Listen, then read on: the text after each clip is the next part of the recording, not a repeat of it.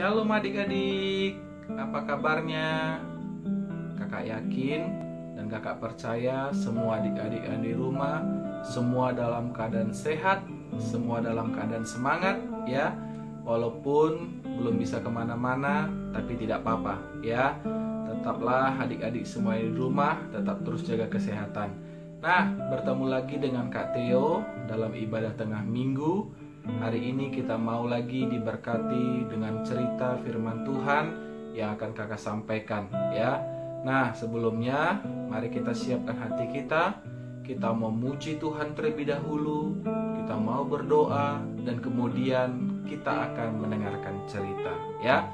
Mari adik-adik siapkan hatinya. Mari kita mengangkat pujian. Kita mau katakan, aku ingin dengar cerita.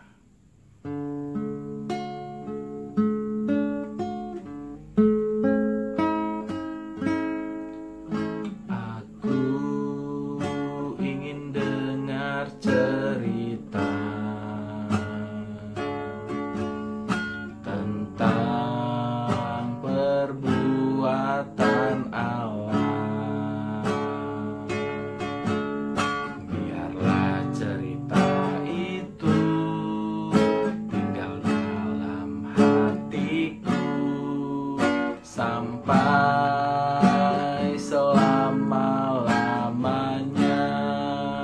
Sekali lagi ya, aku ingin dengar cerita. Aku ingin dengar cerita tentang perbuatan Allah.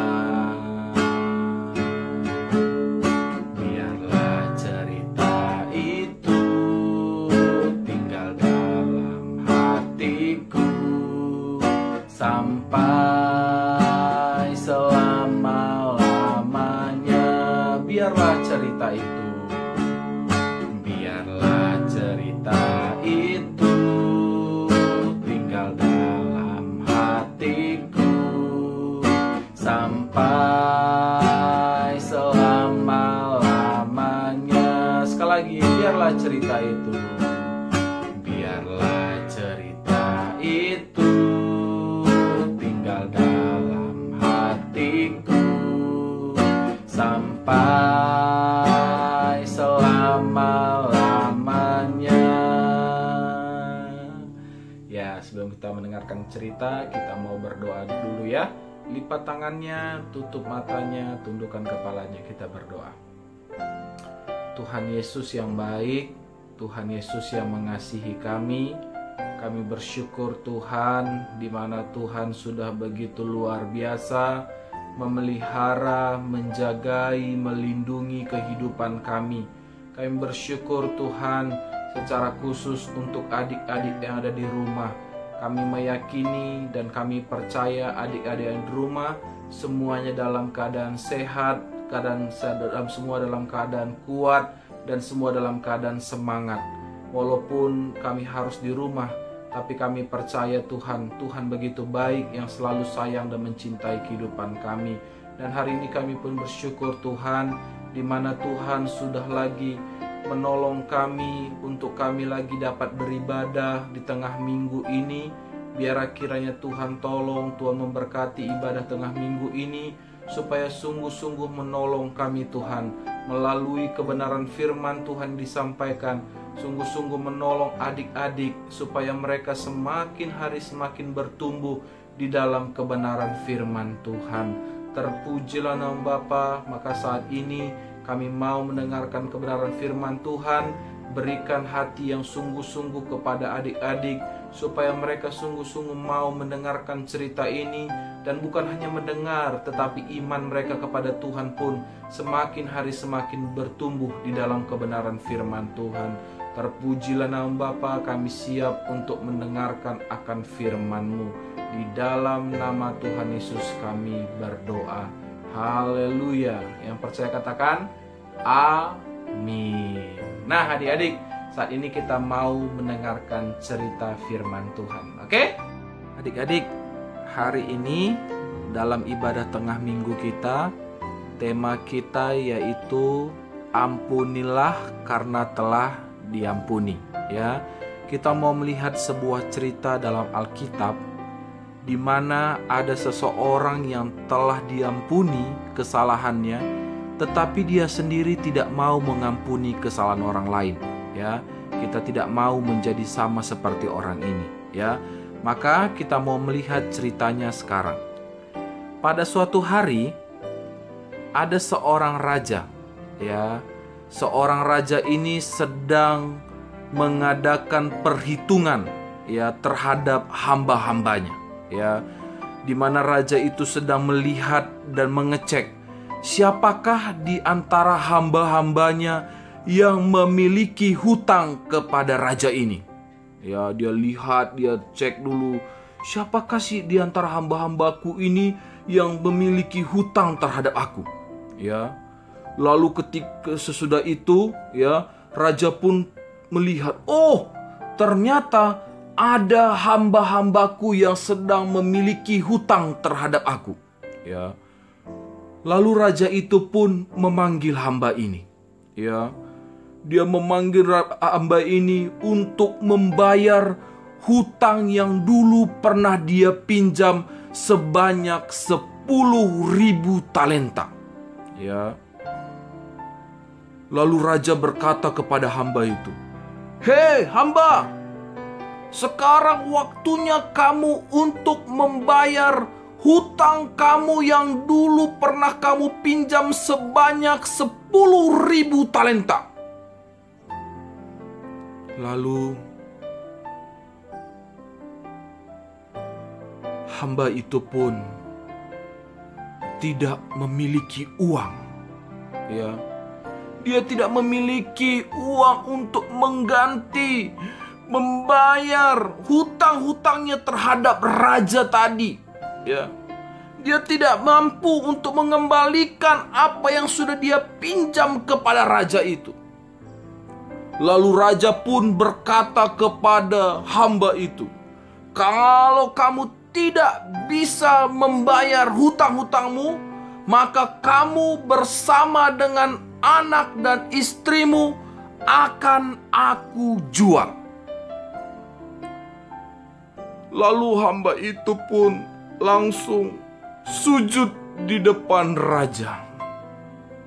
Dia memohon kepada raja, dia meminta belas kasihan raja supaya diberi kesempatan lagi untuk mampu melunasi hutang-hutangnya kepada raja.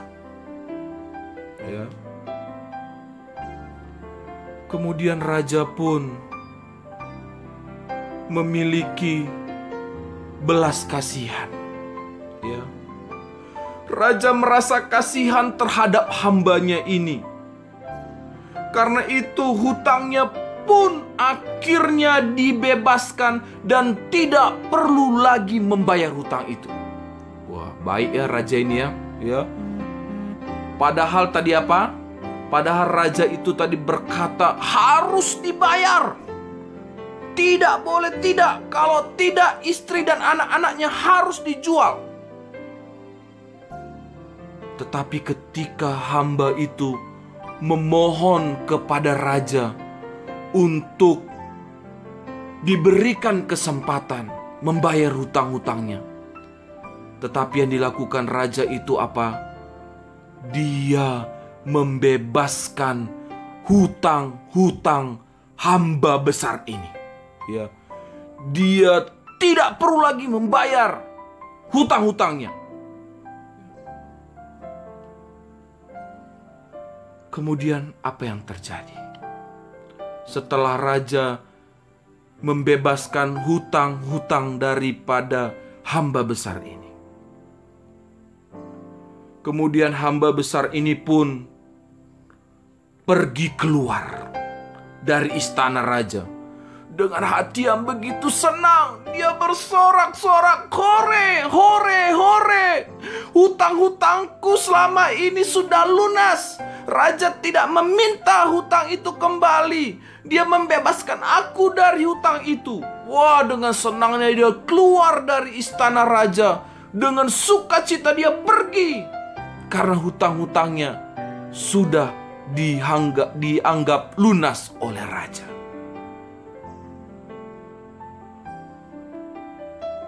Dalam perjalanannya pun, seorang hamba besar tadi tiba-tiba ia bertemu dengan seorang hamba kecil. Dia melihat hamba kecil sedang berjalan. Dia melihat, itu hamba kecil. Dulu dia pernah punya hutang 100 dinar kepadaku. Sekarang hamba besar itu tadi pun memanggil hamba kecil itu, lalu berkata kepadanya, "Hei hamba kecil, sekarang aku minta supaya kamu kembalikan uang yang telah kamu pinjam sebanyak 100 dinar itu."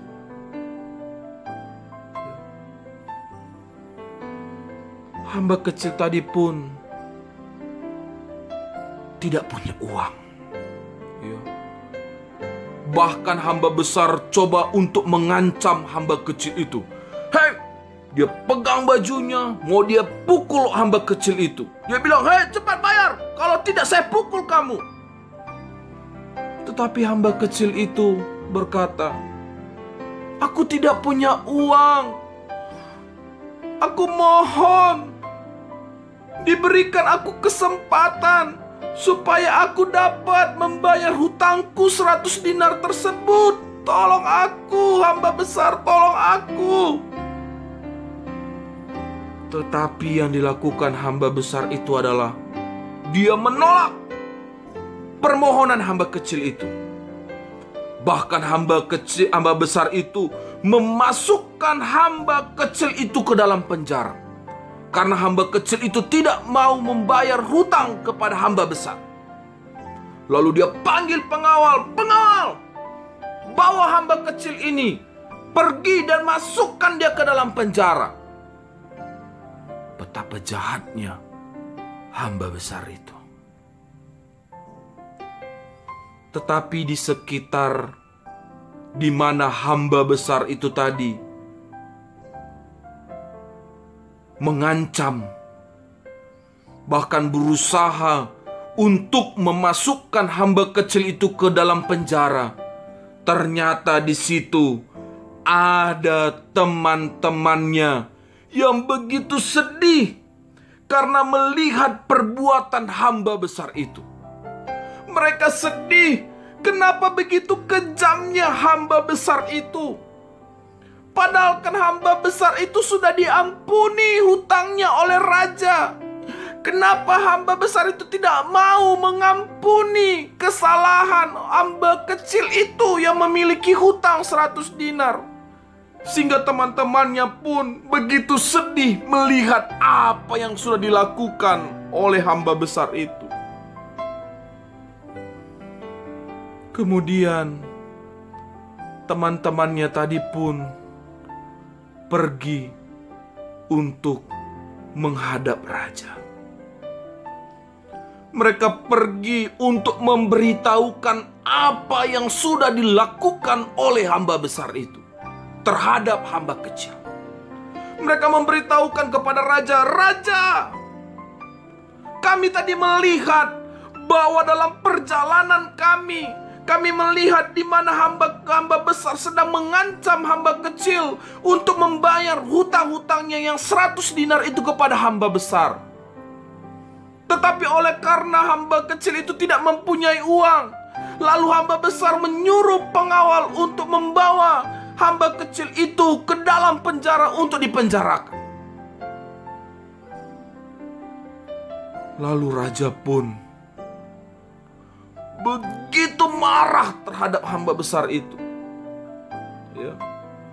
Dia marah, kenapa hamba besar yang sudah diampuni dan sudah dibebaskan dari hutang-hutangnya, tetapi kenapa tidak mau mengampuni hamba besar itu? padahal raja membebaskan hutang hamba besar. Tetapi hamba besar tidak membebaskan hutang hamba kecil. Oleh karena itu, raja pun marah. Dia kecewa. Dia menyesal karena telah membebaskan hamba besar itu dari hutangnya. Kemudian raja pun memberikan hukuman kepada hamba besar itu supaya akhirnya dia dimasukkan ke dalam penjara. Padahal sudah diampuni, tetapi dia tidak mau mengampuni. Dan akhirnya apa? Akibatnya dia pun dihukum dan dimasukkan ke dalam penjara oleh raja. Ya, kita lihat ya, dia pun akhirnya dimasukkan ke dalam penjara. Betapa jahatnya, ya, betapa kejamnya seorang hamba besar itu. Bukankah seharusnya hamba besar itu pun belajar dari seorang raja yang sudah mengampuni kesalahannya? Harusnya pun hamba besar itu melakukan untuk juga mengampuni kesalahan daripada hamba kecil itu. Tetapi dia tidak melakukannya dan tidak membuat seperti apa yang telah dilakukan oleh raja. Dan akibatnya dia pun harus dipenjara. Jadi apa yang mau kita pelajarin dari firman Tuhan yang sudah kita dengar hari ini? Maka yang menjadi pelajaran buat kita adalah belajarlah untuk mengampuni kesalahan orang lain juga. Ya, karena kita pun telah diampuni oleh Tuhan Yesus. Ya. Tuhan Yesus saja mengampuni kita dalam segala kesalahan dan dosa yang kita perbuat. Masakan kita tidak mau mengampuni kesalahan orang lain yang sudah orang lain perbuat terhadap kita? Jadi adik-adik, belajarlah untuk mengampuni kesalahan orang lain. Jangan seperti hamba besar tadi. Dia tidak mau mengampuni kesalahan hamba kecil yang memiliki utang 100 dinar terhadapnya. Padahal hamba besar aja pun telah diampuni oleh raja yang memiliki hutang 10.000 talenta. Masakan hutang yang kecil yang dilakukan oleh hamba kecil, hamba besar tidak mau mengampuninya. Sehingga akhirnya apa? Dampaknya dia dihukum dan dipenjara. Maka belajarlah hari ini dari kebenaran firman Tuhan ini ya, adik-adik. Belajar untuk mengampuni kesalahan orang lain juga. Jangan menuntut balas atas apa yang orang lain sudah perbuat terhadap kita. Karena kita pun telah diampuni Tuhan. Terlebih lagi karena kita sudah menerima kasih Tuhan di dalam hidup kita. Ya. Tuhan sudah mau mati menebus dosa-dosa kita. Maka kita pun belajar untuk mengampuni kesalahan orang lain. Demikianlah kebenaran firman Tuhan ini. Biar kiranya adik-adik sungguh-sungguh diberkati dan semakin hari semakin belajar untuk mengampuni kesalahan orang lain juga. Mari kita berdoa. Bapa di sorga, terima kasih. Hari ini kami sudah belajar dari kebenaran firman-Mu. Kami diingatkan ya Tuhan dari contoh-contoh Alkitab yang begitu luar biasa. Bagaimana kami harus mengampuni kesalahan orang lain. Karena dosa kami saja pun sudah diampuni oleh Tuhan. Masakan kami tidak mau mengampuni kesalahan orang lain? Maka tolonglah kami Tuhan, untuk kami pun belajar mengampuni setiap kesalahan orang lain yang sudah orang lain perbuat terhadap kami. Karena kami pun sudah menerima pengampunan daripada Tuhan. Bahkan daripada semua itu Tuhan, kami sudah merasakan akan kasih Tuhan itu dalam kehidupan kami. Maka kami pun harus mengasihi orang lain.